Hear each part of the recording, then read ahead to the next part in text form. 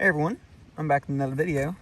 I will be unboxing a new knife I have been excitingly waiting for. This is a pre-order and it's finally shipped. Got my Microtech. Let's cut this John open and we will get right into it. And it is that time of the year where Georgia is quite bipolar and the sun's coming out, so that's going to help a little bit. But I will get back inside and show y'all the knife itself. Got all these packing peanuts, I don't want them to spill out everywhere. But this is a brand new Crossroads knife. And no, it is not a Crossroads Sodbuster Jr. It is the new Barlow. Black and tan Richlite with the black G10 liner. There you can see XR101009 1.5. And I'll break that pattern number down soon as well. This was made last month. Today's the 11th, maybe 11th or 12th, I don't know. So it was made last month, pretty recently. Let's open this up, check it out. I'm quite excited for it. You know, their case paperwork that's normally in their things. And I can already feel how light this knife is. Ultra lightweight pocket knife. Check out that Richlite. That is a gorgeous knife. Very nice. Super duper light. That's a really pretty knife. Look at that G10. You can see the layers of the G10 as well. And you can see the layers of that Richlite. Richlite is pretty much just a fancy micarta, and that's what I like to call it. Blade is straight down the center.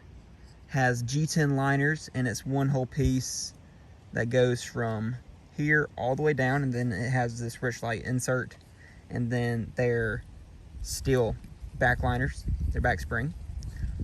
Has their punch-true thumb hole. Has a nice pull on that. Check out this clip point blade. Looks like it has a good, nice edge on it. You can see the burr on there, so I don't know how sharp it will be. You can see that stone wash finish on there as well. Here is that pattern number. Of course, all these case knives are USA made. And it has that 2025 Tang stamp. Let's pull this all the way out. Listen to the snap. Good snap. No gaps in these liners. That is a awesome looking case Barlow. Very different from what most are used to. But that is what these Crossroads series are for. Nice half stop on this. Let's listen to that snap one more time. Great snap on this knife as well. So let's get back inside and I will break this down, give you all the stats and all the information you need, do some comparisons as well, and that will be the video. See y'all in just a sec.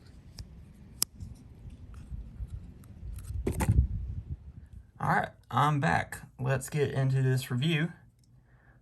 Like I said, this is a ultralight pocket knife coming in at only 1.3 ounces on my scale. And 1.3 ounces is 37 grams. So it is super duper light. Very, very light. So let's get into the handle materials. These are tan and let me see what the actual color is. Where's my box?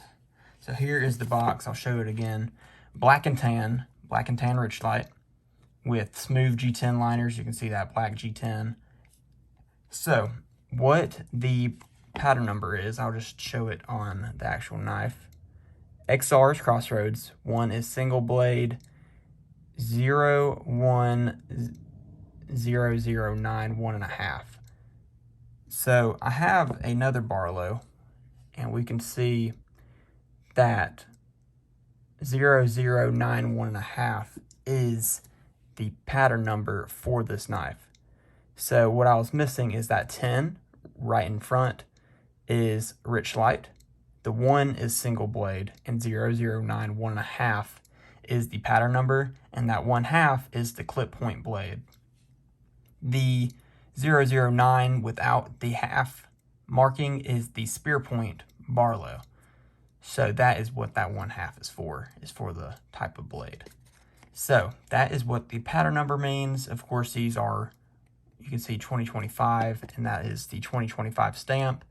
These started off with 10 dots, and they have removed 1, 2, well, yeah, so they've done 1, 2, 3, they've removed 5 dots. I don't know what I'm talking about. They've removed 5 dots, so it is a 2025 knife. So the full length would be 5.8 inches. So the blade length is 2.5 inches. Close length, which is just the handle, is 3.3 inches. So full length is 5.8. S35, the end blade, you can see that on the stamp here. So high edge retention, high toughness, very sturdy blade. Has a good thick blade stock, but thin enough where the blade is nice and slicey. You can see the XX milled out on that G10, and you can see these T6 screws that really make this the modern sodbuster, or the modern Barlow. Typically, these are all pinned together. I have my peanut butter and jelly one. You can see the pins keep it nice and tight together, while these only have 1, 2, and 3 screws. This has, you'd have 1 pin here, 1, 2, 3, 4 pins on each side. So a lot different construction. These are also stainless steel, which is 420 high carbon steel. You can see the SS for stainless steel. Both of these are made in America, of course. But I wanted to compare the thickness, because this Barlow, even though it feels lighter than this one's top heavy with that bolster. These are a lot thinner. Both of these are single blade Barlows. I don't have any 2-blade. So you can see that Richlite is a substantial amount thicker than the bone. The bone does give it a really slim, more gentlemanly carry, while these are nice. You could carry them as a gentleman carry, but these are more, I would think these would be tougher using it. I wouldn't want to, wear something out like this peanut butter and jelly, of course, this beautiful Barlow. This one's one of my safe queens, so I just wanted to compare these two. They're the same dimensions and everything, but of course, a lot thinner and a lot lighter on this Crossroads. Move that aside. And then I wanted to show y'all my Crossroads Sodbuster Jr., because these are the original renditions. Sodbuster Juniors are a lot bigger, a lot more blade, a lot more cutting edge. Handle length, put these side to side, pivot to pivot. You can see those top 2 screws is where I line it up. Sodbuster Jr. is a lot bigger. Fits in the hand a lot better. Gives you full grip on the Sodbuster Jr. Compared to the smaller knife, you can still get a good grip on the Barlow. But very unique knives Case has been coming out with. I have nothing but good things to say about the Crossroads, because they're always made very well.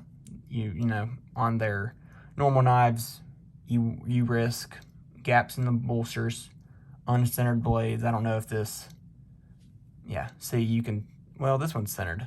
I was going to say that one's not centered, but that one is.